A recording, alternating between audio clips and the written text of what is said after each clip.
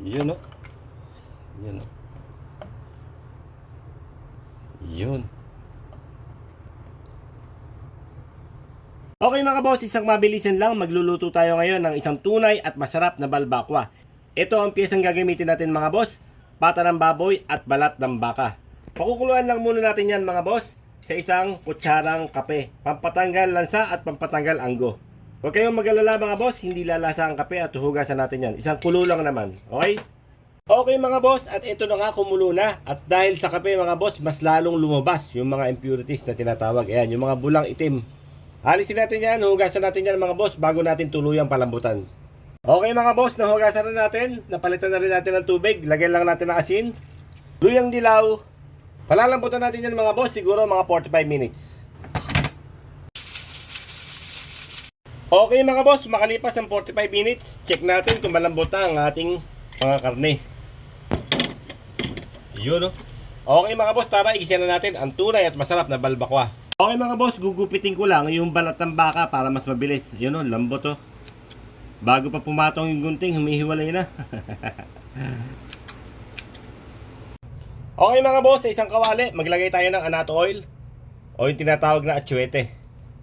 Unahin natin ang bawang mga boss. O ayan ha, inuuna ko na yung bawang. Sibuyas. Onion leeks o spring onion, ilalagay ko na din. Sili mga boss. Dried chili flakes. Tomato paste mga bossing o tomato sauce, pwede. Pang ating panggisa mga boss, patis. Kunti lang, baka malat. At syempre mga boss, ilagay na rin natin yung balat ng baka at pata ng baboy. Yun o. Lambot ng pata. Tsaka natin bigyan ng isang mahilab-hilab na halo. Dahan-dahan lang.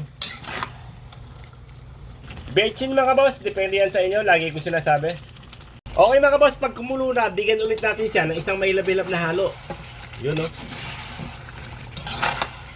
Tsaka natin ibuhos mga boss yung pinagpakuluan niya kanina. Siyempre mga boss, peanut butter. Ilagay na natin. Isang kutsara. Depende sa inyo kung gusto nyo mas marami.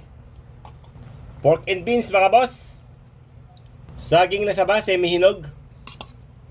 Lagyan natin ng konting twist. Pineapple tidbits o pineapple chunk pwede. At syempre mga boss, paminta. Tsaka natin ulit haluin mga bossing. Bago ko pa makalimutan mga boss, ilalagay ko na star panis. Okay mga boss, papakuluan lang natin yan. Hayaan natin lumambot yung saging. At ang pangpinali mga boss, green onion.